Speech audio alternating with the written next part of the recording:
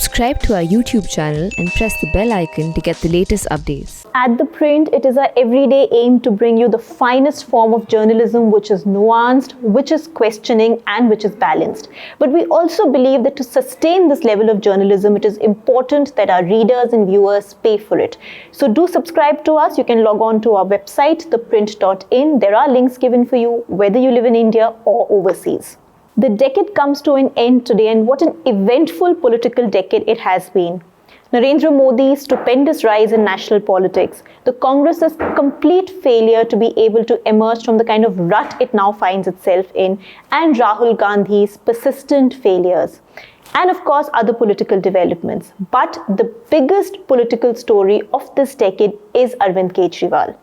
Somebody with a zero political base, no connection to any political family, somebody who's not affiliated to any established outfit, just broke into the scene and really overnight became a success. Why do I say that he is the biggest political story? Let's break this down in terms of what the other big political stories have been, and then why Kejriwal's success marks a new chapter in Indian politics. Well, of course, as I mentioned, Narendra Modi's entry into national politics and the kind of success he has seen is rather phenomenal. He is somebody who at this point perhaps is the most popular Prime Minister India has seen.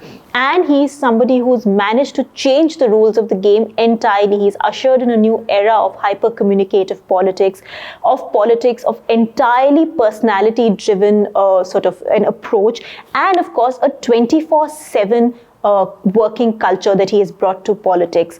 Narendra Modi, of course, is one of the big political stories of the last 10 years. Coinciding with that, and perhaps made worse by Narendra Modi's rise, has been the Congress's failure. The 44 seats that it won in the Lok Sabha elections in 2014 was an unflattering historic moment for the party, and it has never been able to emerge from that low. Rahul Gandhi's persistent failures have constantly hit headlines. He's more in the news, less in the news for his successes, more in the news for being unable to lead the party, for not being able to make the party win elections, and for his completely whimsical absences. Also, we've seen the important political stories of the last decade include the way the UPA 2 came crumbling down, how it completely sort of collapsed. But before that, it was interesting to see a two-time Prime Minister like Manmohan Singh, who was not a hardcore politician, and that was also a departure from, to a certain extent, from the past practices. Another big political story has been the decline of the left. Well, the left at the national level at this point is not even a fringe player. You can barely even call it that. And it was routed from its political turfs, from its strongholds like West Bengal, that happened by Mamata Banerjee's Trinamool Congress, and then Tripura, which of course the BJP managed to capture. Another interesting aspect of politics in the last 10 years has been how the compulsion aspect of coalition has got even more accentuated. So we've seen how even arch rivals have come together. In UP, say the Samajwadi Party and Bahujan Samaj Party, once sworn enemies, ended up joining hands.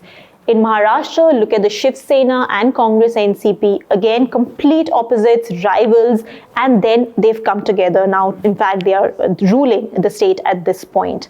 We've also had Nitish Kumar and Lalu Yadav in 2015 in the Bihar elections come together, which of course then they ended up splitting later. So we've seen these, what in politics is called unholy alliances come together, which has been an interesting aspect as well.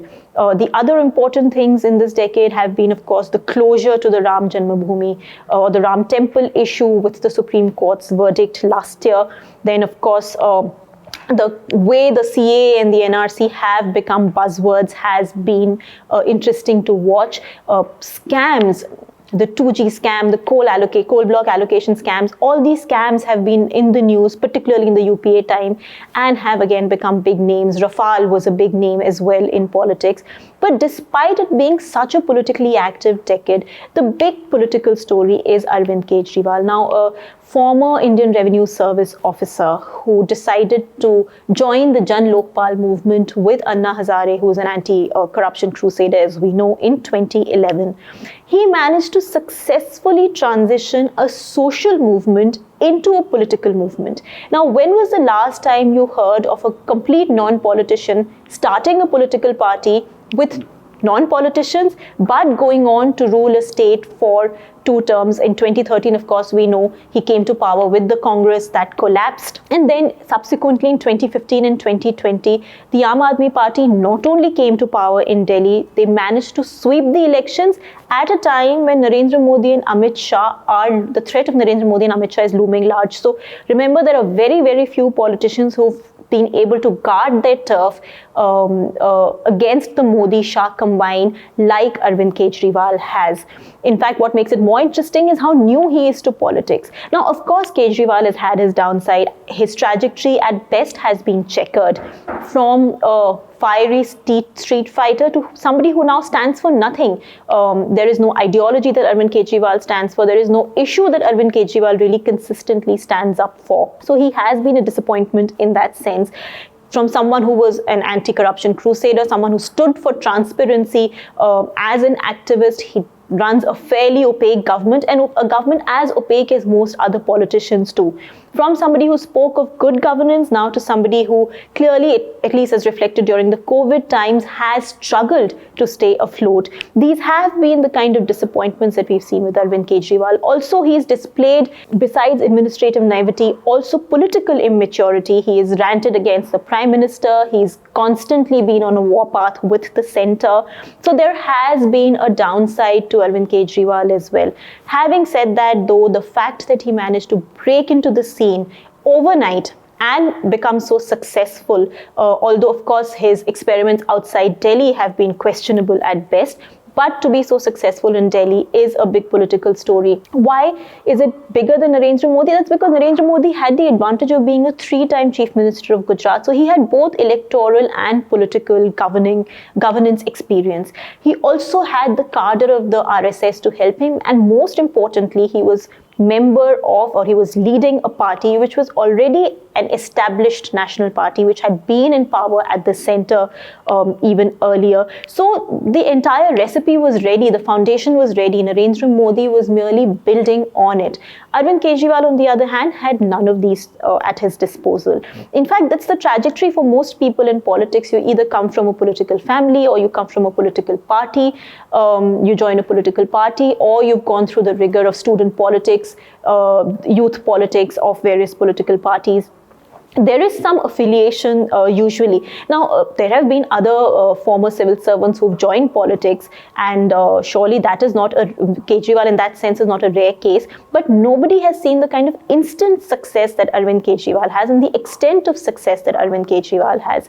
It's like Maggi noodles of Indian politics. It was almost cooked and ready in no time. So as I mentioned, a lot of Arvind Kejriwal's core has depleted. He is no longer what he claimed to stand for, and that to his supporters ought to be a disappointment, and that is something Arvind Kejriwal should worry about, and this is something I have written about in the past. And yet he has written an entirely new chapter in Indian politics. He has pulled off a Herculean experiment, and this is hard to ignore in the Modi-Shah era. For more, you can log on to our website, theprint.in, and read my column Politics. And here's wishing all our viewers and readers a very, very happy new year.